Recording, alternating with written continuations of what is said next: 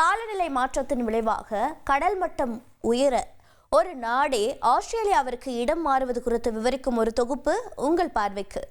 Tuvalu Pacific பெருங்கடலில் அமைந்திருக்கும் குட்டி தீவு தேசம். தென்னை மரங்கள் சாமரம் வீசும் இந்த தேசம் இயற்கை அழகுக்கு பெயர் போனது. இதுவரையில் துவாலுவை முத்தமிட்டு சென்ற அலைகள் எல்லாம் இப்போது விழுங்கத் தொடங்கிவிட்டது என்பதே அங்கிருந்து வெளியாகி இருக்கும் அதிர்ச்சி செய்தி. இன்று காலநிலை மாற்றத்தின் விளைவாக கடல் மட்டம் தொடர்ந்து உயர்ந்து வருகிறது. இப்படி கடல் மட்டம் உயர்வது கடற்கரையை ஒட்டிய நகரங்களுக்கு ஆபத்தாகும் என்று ஆண்டுதோறும் ஆய்வறிக்கைகள் வெளியாகி வருகின்றன.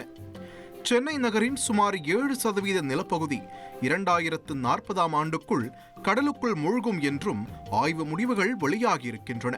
இது போன்ற எச்சரிக்கை துவாலுவுக்கும் இருக்கிறது. நாற்புறமும் கடலால் சூழ்ந்த தேசம் சராசரியாக கடல் மட்டத்திலிருந்து 2 மீட்டர் உயரத்தில் இருக்கிறது.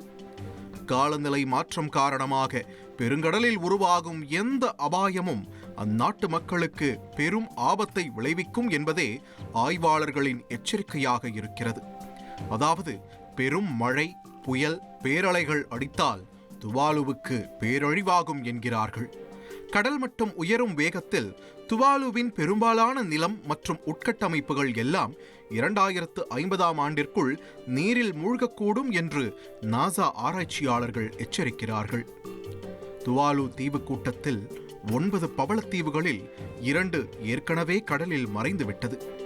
மீதமிருக்கும் தீவுகளும் கடலுக்குள் மூழ்குவதற்கு முன்பாக மக்களை பாதுகாக்க தற்காப்பு நடவடிக்கைகளை மேற்கொள்ளும் துவாலு அரசாங்கம் மக்களை வெளியேற்றும் நடவடிக்கையிலும் இறங்கியிருக்கிறது.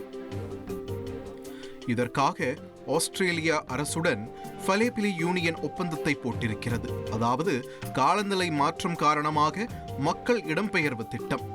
இந்த ஒப்பந்தத்தின் கீழ் ஆண்டுக்கு துவாலு குடிமக்கள் 280 பேருக்கு ஆஸ்திரேலியாவில் நிரந்தர வசிப்பிட உரிமை வழங்கப்படும். அவர்கள் ஆஸ்திரேலியாவில் சுகாதாரம், கல்வி, வேலைவாய்ப்பு உரிமைகளை பெறுவார்கள்.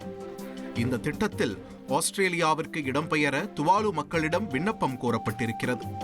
தேசத்தின் 80% மக்களுக்கும் அதிகமானோர் ஆஸ்திரேலியாவிற்கு இடம்பெயர விண்ணப்பம் செய்திருக்கிறார்கள். 11,000த்திற்கும் அதிகமான மக்கள் துவாலுவில் வசிக்கிறார்கள். இப்போது ஆஸ்திரேலியாவிற்கு இடம்பெயர 8,750 பேர் விண்ணப்பம் செய்திருக்கிறார்கள். காலநிலை பாதிப்புகள் மோசமடைவதால் இப்போது துவாலு மக்கள் கண்ணியத்துடன் குடியேற உதவுவோம் என்று ஆஸ்திரேலியா சொல்கிறது. துவாலு மட்டுமல்ல, கடல் சூழ்ந்த குட்டி தீவு தேசங்கள் எல்லாம் இன்று காலநிலை மாற்றத்தால் மூழ்கும் அபாயமே இருக்கிறது. துவாலு இன்னும் 80 ஆண்டுகளில் மக்கள் வசிக்காத பகுதியாகலாம் என்று ஆராய்ச்சியாளர்கள் சொல்கிறார்கள். ஆனால் அந்த காலம் வெகு விரைவாக வந்துவிடும் என சொல்கிறார்கள் அந்நாட்டு மக்கள். முன்பெல்லாம் கடலுக்கு செல்ல நீண்ட மணல் பரப்பில் நடந்து செல்வோம். இப்போது அப்படியல்ல. நாங்கள் கடலில் நீந்தும் போது கடலின் அடிப்பகுதியையும் பவளப்பாறைகளையும் பார்த்தோம். இன்று எல்லாம் இருளாகவே காட்சியளிக்கிறது. துவாலு மூழ்கிக் கொண்டிருக்கிறது என்கிறார்கள் அந்நாட்டு மக்கள். எங்கள் தேசத்தை கடல் மெல்ல விழுங்கிக் கொண்டிருக்கிறது என சொல்கிறார்கள் துவாலு மக்கள். மீன்பிடித்தல் உணவு தேவைக்கு பிரதானமாக இருக்க பெரும்பாலும் வெளிநாட்டு உதவிகளை நம்பியிருக்கும் துவாலு அந்நாட்டின் மொத்த உள்நாட்டு உற்பத்தியில் பெரும் பகுதி ஐநா மற்றும் அண்டை நாடுகள் வழங்கும் நன்கொடைகளில் இருந்து பெறப்படுகிறது. இன்று காலநிலை மாற்றம் விளைவாக கடல் மட்ட உயர்வால் ஆபத்தை எதிர்கொள்ளும் குட்டி தீவு நாடுகளின் உரிமை பாதுகாக்கப்பட வேண்டும் என்பதும் அவர்களின் கோரிக்கையாக இருக்கிறது.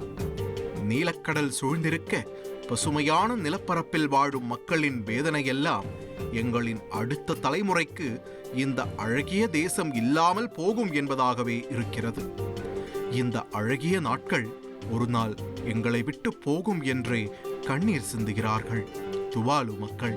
ட்ரெண்ட ஃப்ரெண்ட் ஆக்கிக்கோங்க. தந்தி டிவியின் சப்ஸ்கிரைபர்ஸ் அண்ட் ஃபாலோவர்ஸ் குடும்பத்துல நீங்களும் இணையுங்க.